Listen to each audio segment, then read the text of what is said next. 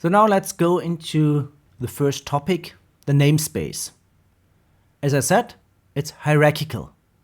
And after that, we'll go into the management, look at some technical things, how this is organized, name resolution, etc. But first of all, the namespace. So the basic concept, I mean, you all know this, you grew up with the internet, so it's this dotted notation where the dots separate the levels of the hierarchy. Okay, so www fu minus Berlin de. That's then the hierarchy, and the highest hierarchy, it's the last part, de for Germany, that's our top level. And then we have the second level, a third level, etc. So here we have the top level. And that is the first basic idea, that the naming scheme represents the hierarchy. And we will also see we delegate responsibility. So someone is responsible for the highest level, another one for the next level, etc. And this helps also creating unique names. It's a recursive approach. Why? Because someone has to take care that the top levels are, they use unique names. So there's not a second DE top level. Okay.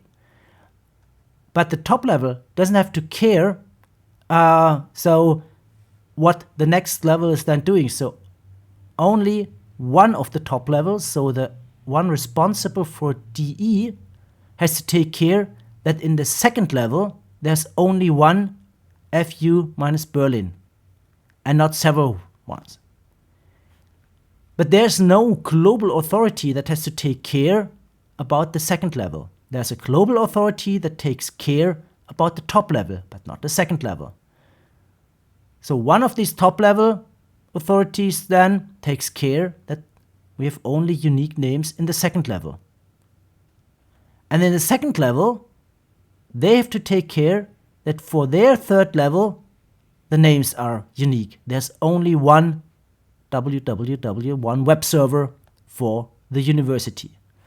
But that also means that in our example here, if you have another second level, you could easily have here a server that's also called www. They are the same, same names as you see, but they are unique because, you see, it's a different second level here. So by using the hierarchy, you can guarantee that we have unique names. And then we end up, and that was the very beginning, in this tree structure where I say, okay, we have the top level with the unique top level domains. And as always in computer science, the root is on the top and the trees grow downwards. So we have a root, and I will come back to root and what it means later. So we have a root, and from the roots we have branches going then to so-called generic top-level domains. So these are our top-level domains, TLD. And there we have generic ones, so generic top-level domains. And we have on the right-hand side the country code top-level domains. So what does it mean? We have a first initial setting of top-level domains, the well-knowns, .coms, and also the domains with the country codes. So this is how it all started. And from this point on, all the nodes have their labels. So and now you see you can let the tree grow, and the tree then continues to the next levels, and this is exactly where I have, for example, here our university, and then maybe computer science and math and whatever there is. Okay, so that's the basic idea. And if you take a part of this tree, then we call this a domain. So that's .com, that's a domain, and that's basically a subtree.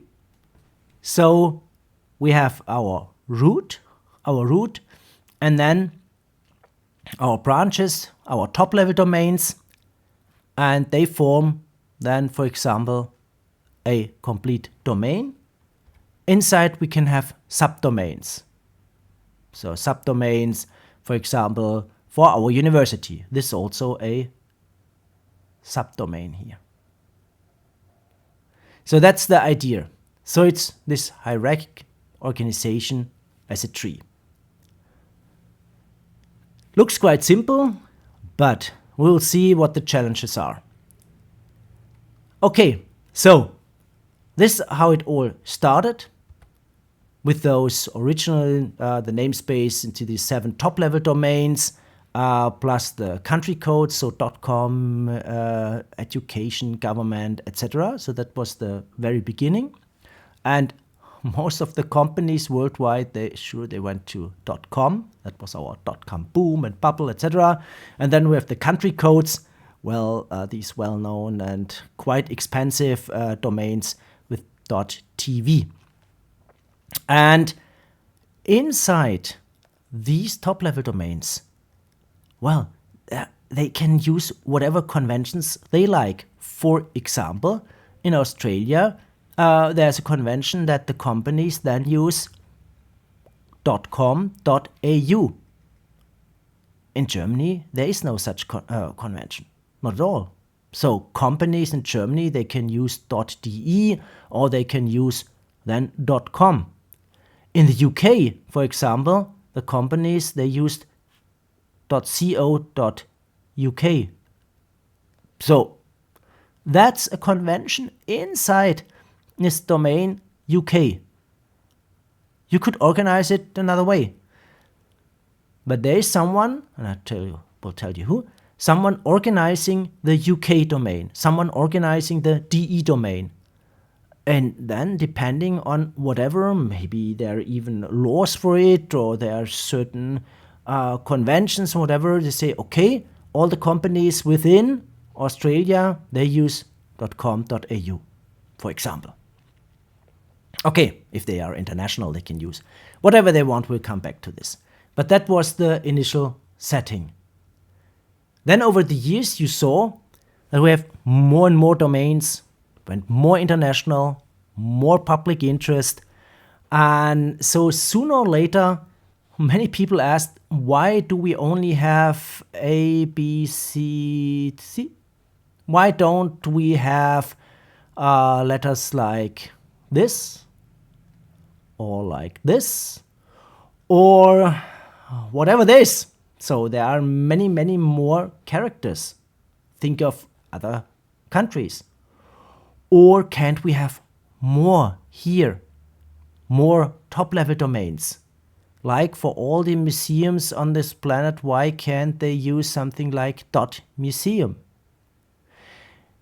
So, and this was exactly then over the years how it all grew, so that we have now many, many more non-Latin alphabets and many more top-level domains like .biz and info and name and so Berlin and you name it.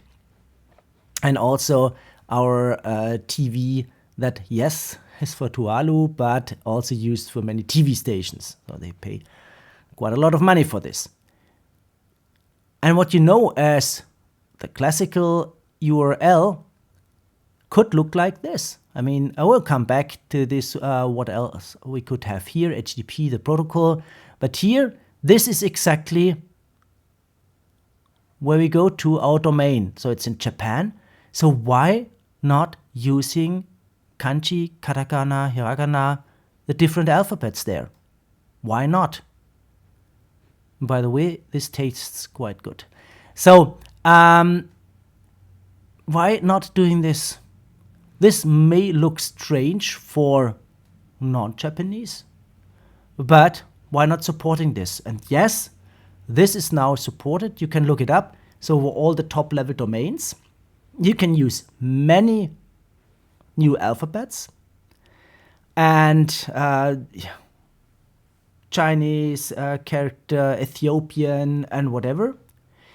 You can even do something that looks a bit strange the first time, but you can use emojis in the domain names. There's a certain danger. Okay, so I don't know if I should recommend this, but why not? You see, why not using whatever smileys, frownies, etc.? But it will be difficult to distinguish the grinning face from the grinning face with smiling eyes, etc. So, okay, but why not? Why not? I mean, this is coded, displayed as an emoji, but coded there, and you can use this as a URL. But it's quite risky. So you can read this here on this webpage, what the problems are. So yes, we extended the whole system from this pure ASCII character set to whatever there is. You know this from your computer, what you can do. Looks strange in the first place, but why not? There might be applications for this. Okay.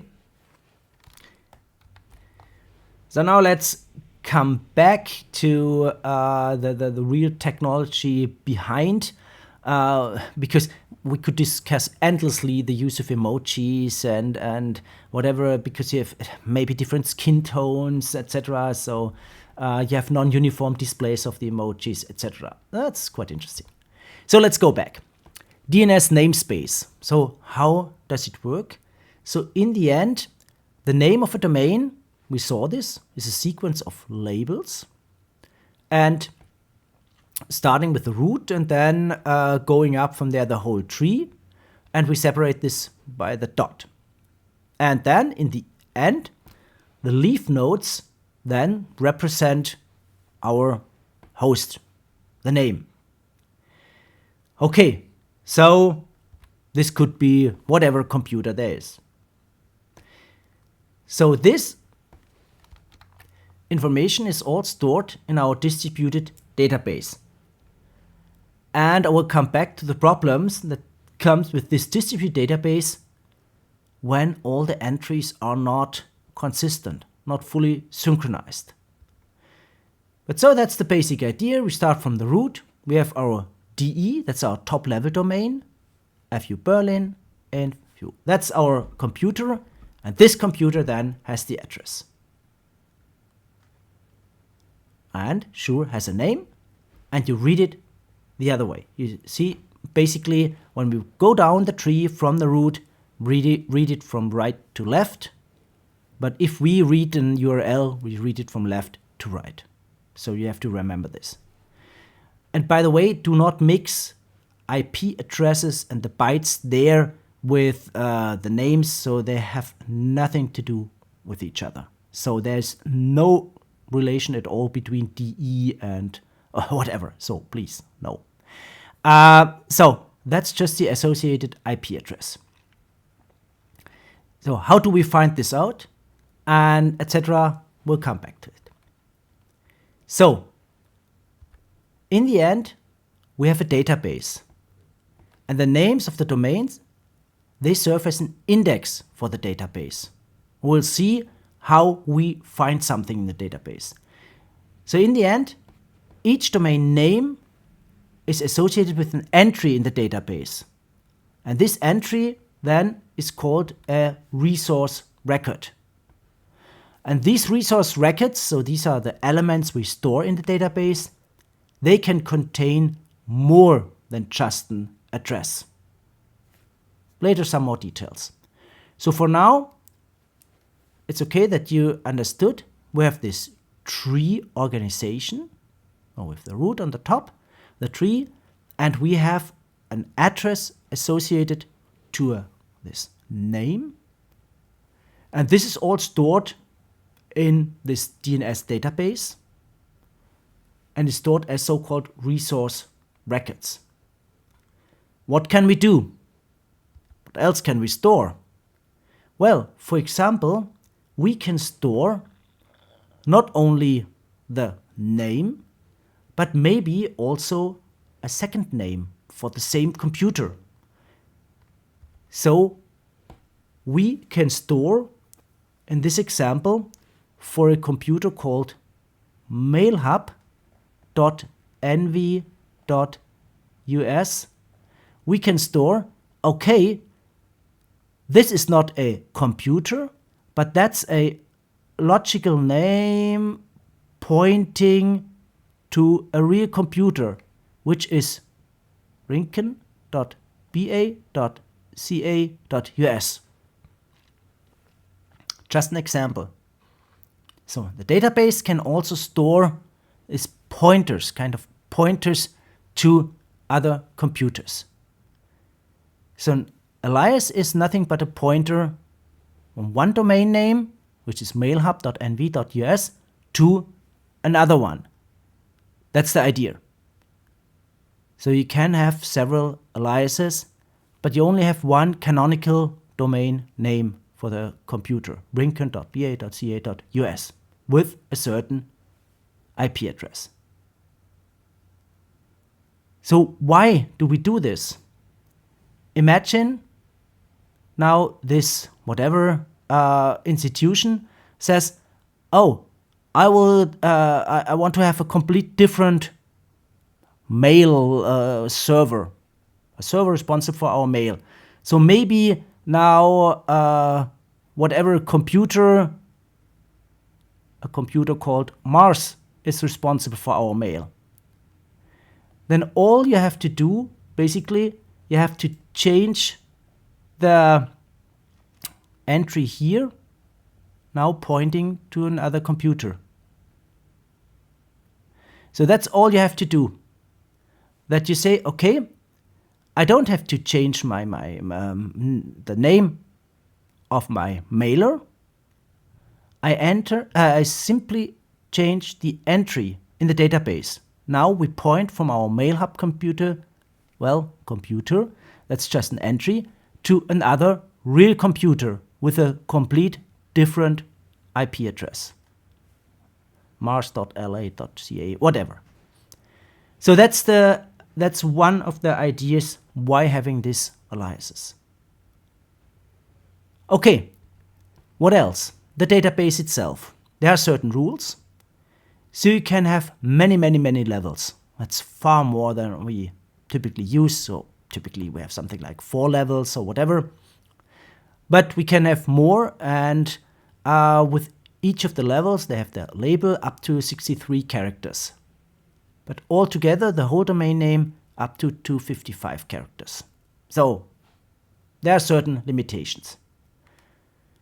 There are 2 different types of domain names, and the ones we typically use when we enter something in our browser, for example, are called the fully qualified domain name. That's the absolute domain name that references to the root. So the fully qualified domain name starts always with the root. The root, that's our label of length 0. Here is the root, not visible. So that's our root. And after the root, we have the top level, DE, second level, and then we're down, for example, at our third level, whatever. And maybe there's a 4th level for the computers, etc. So fully qualified domain names always refer to the root.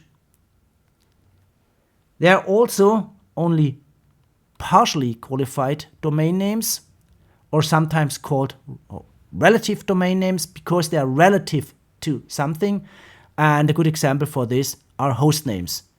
If you're inside your institution and you just enter Copenhagen, for example, then the system automatically appends, so to say, what is missing.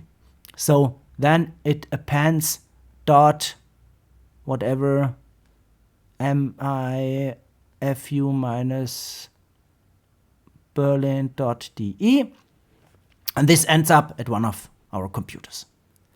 So that's the idea. Typically what we use in our browsers are fully qualified domain names, and we will discuss what the browser then does, automatically adding www and whatever. So, but that has nothing to do with the DNS database. So fully qualified always goes back to the root, and partially qualified or relative domain names, they are, well, always declared with reference to another domain, and you have to know the reference. So, some questions. How do we ensure the uniqueness of names? Because we must not have this at the same time the same names at, for example, different places. And this is why we have all these court issues, etc. So you saw that we can use non-Latin alphabets, which is great. But what are the pros and the cons? The disadvantages, advantages, I think they're quite clear. But just think of another example. The simple letter, well, whatever, let's take an A. And then let's take another letter, A. That's the same? Not really. You can check this, the classical Latin alphabet, and then, for example, Cyrillic alphabet or whatever, you will find many examples where you have a character that looks identical for us, but the coding is different. So for the computer, these are two different characters, but for us humans, not. Yeah, check this out, and there are several problems there in this context. So we talked about aliases. Why do we need aliases for names? Why don't we just have the name of the computer and that's it? And then check out the links and look at the current developments around these top-level domains and what happens there. It's quite interesting to read the articles.